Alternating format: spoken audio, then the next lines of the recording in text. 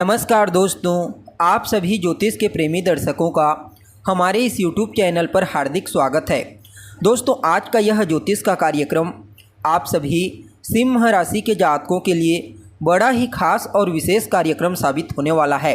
क्योंकि आज हम बात करने जा रहे हैं भूमिपुत्र मंगल के गोचर प्रभाव के बारे में।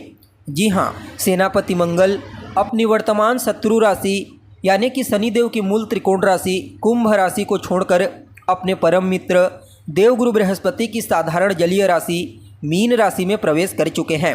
और मंगल का यह जो गोचर है ना दोस्तों, यह बीते 23 अप्रैल 2024 की प्रातः 8:20 पर हुआ है, जहां पर भूमिपुत्र मंगल आने वाले 1 जून 2024 की शाम तक गोचर करेंगे। फिर उसके पश्चात पुनः राशि परिवर्तन करके अपनी स्वयं की मूल त्रिकोण राशि मेष राशि में प्रवेश कर जाएंगे।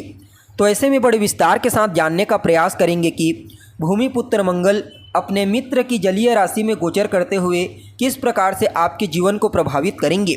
आपके लिए मंगल का यह गोचर कितना प्रॉफिटेबल साबित होगा, आपके जीवन के किन किन क्षेत्रों में इस गोचर का आपको सकारात्मक परिणाम प्राप्त होने वाला है, तो वहीं कौन कौन सी सावधानी आपको बरतने की ज़रूरत पड़ेगी।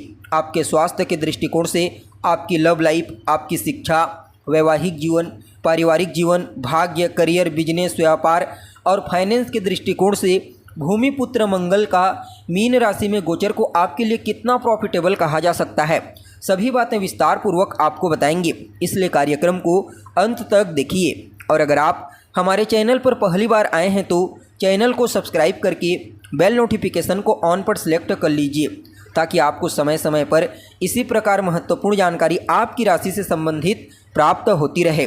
जी हाँ, तो दोस्तों, कौन है मंगल? हिम्मत, शक्ति, पराक्रम, ऊर्जा, वाद विवाद, क्रोध, हथियार और अहंकार है मंगल।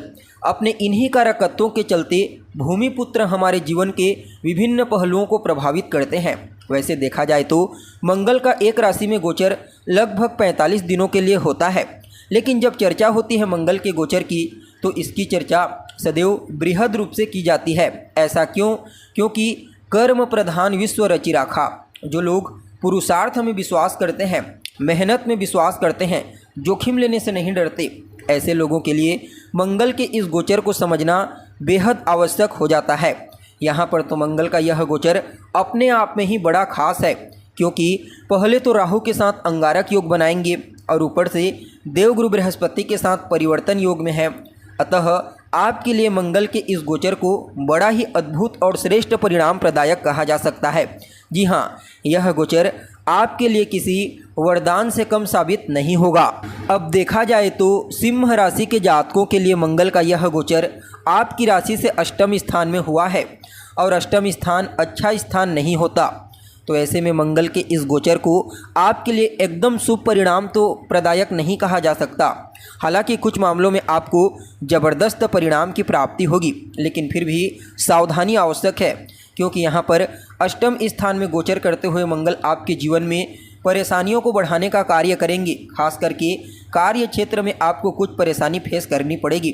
स्वास्थ्य से संबंधित समस्या हो सकती है, स्वास्थ्य को लेकर चिंता बढ़ने वाली है। जिन लोगों को पहले से ही ब्लड से संबंधित कोई प्रॉब्लम है, रक्त विकार है, तो उन लोगों को इस गोचर काल के दरमियान विशेष सावधानी बरतने की ज़रूरत पड़ेगी। जी हाँ, और अभी अगर आने वाले 10 से लेकर के 50 दिनों के भीतर अगर आपको कोई ऑपरेशन इत्यादि है तो थोड़ा ज़्यादा ही सजग रहने की आवश्यकता है। और कहीं ना कहीं यह समय आपके पारिवारिक जीवन में भी थोड़ा बहुत उथल पुथल मचा सकता है। माता पिता के स्वास्थ्य को लेकर चिंता होगी।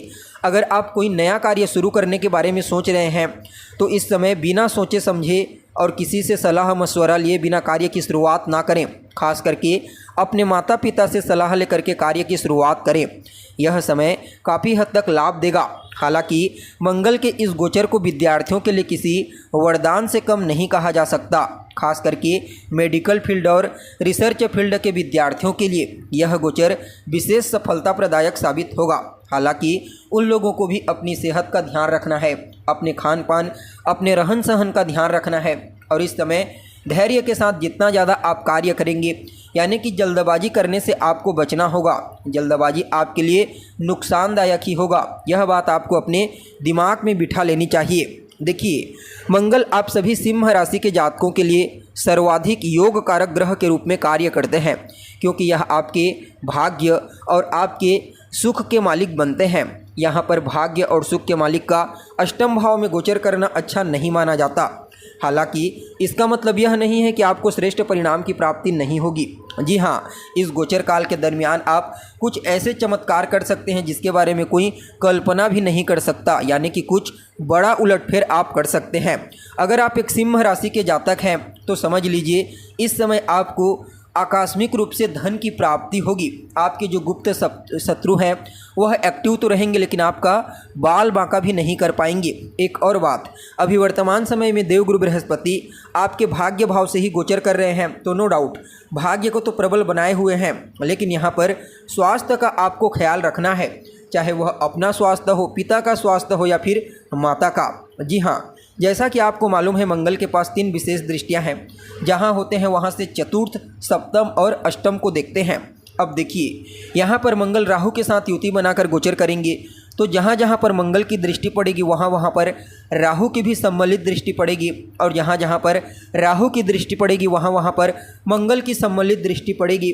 तो ऐसे में सबसे पहले तो यहाँ पर मंगल की दृष्टि को देखिए, आपके अष्टम भाव में गोचर करते हुए लाभ स्थान को देखेंगे तो आकस्मिक रूप से आपको लाभ प्रदायक साबित होंगे। आपकी कोई इच्छा है तो वह इच्छा पूरी हो जाएगी। हालांकि दूसरे भाव पर भी दृष्टि पड़ेगी तो आप अपनी वाणी पर थोड़ा सा नियंत्रण रखिए। हालांकि आप अपनी वाणी से ही इस समय चमत्कार करने वाले हैं, लेकिन रिश्तों में प्रेम की आवश्यकता होती है। समझ लीजिए, जहाँ पर आपके रिश्ते मजबूत है वहाँ पर अगर आप कड़वी वाणी का प्रयोग करते हैं तो यह आपके रिश्तों में कमजोरी का कारण बन सकता है। इस बात का आपको विशेष रूप से ध्यान रखना है। हालांकि शत्रु आपका बाल बांका नहीं कर पाएगा। इस समय आपकी बुद्धिमत्ता, आपकी सोचने समझने की क्षमता को देख करके शत्रु अपने आप ही आपके सामने नतमस्तक हो जाएगा। यानी कि कुल मिलाकर के देखा जाए तो यह समय आपके जीवन में आपको विशेष सफलता, विशेष ऊंचाई और विशेष लाभ देने वाला है। बस अपने स्वास्थ्य का, अपने माता और पिता के स्वास्थ्य का ख्याल रखना है। इस गोचर काल को और बेहतर बनाने के लिए और जो छोटी मोटी समस्याएं आने वाली है उसे दूर करने के लिए हनुमान जी की शरण में चले जाइए। जी हाँ, आप खास करके मंगलवार के दिन हनुमान जी के मंदिर में जाइए, उनका दर्शन कीजिए, हनुमान चालीसा का पाठ कीजिए, आपके लिए समय बहुत ही श्रेष्ठ रहेगा। तो दोस्तों, हमें उम्मीद है जानकारी आपको पसंद आई होगी। जानकारी अच्छी लगे तो इसे अपने दोस्तों के साथ, अपने रिश्तेदारों के साथ शेयर अवश्य करें। अभी के लिए बस इतना ही। पुनः मुलाकात होगी एक नए और ताज़ा एपिसोड में। तब तक के लिए आप हमें इजाज़त दीजिए। नमस्कार।